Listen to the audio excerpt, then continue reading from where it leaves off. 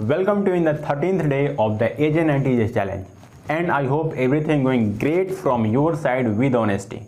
If you don't know about this JavaScript challenge, then head over to the description box of this video or watch the first video of this channel.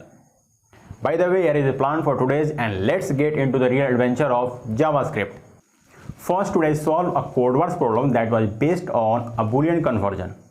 We just need to return yes or no according to the Boolean values. Return yes if the Boolean value is true, or return no if the Boolean value is false, right?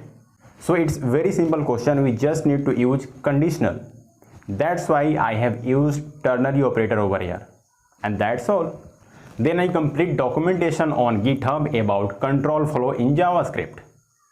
As we already know that JavaScript is an interpreted language. That means it executes the script from top to bottom or top to down approach, right?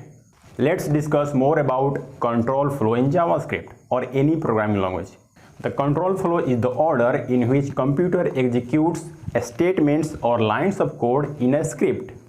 The code is run from first line to the last line. However, we can also change this control flow using conditional or loops. Once we use conditional in a program, now the script will not be executed line by line, right? But rather it will be executed according to the condition.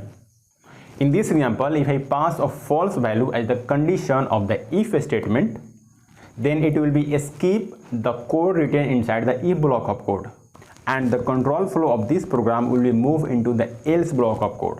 So this is a simple illustration of control flow in any programming language, right? And finally, shoot and uploaded a video for you, went to the gym, and that's all.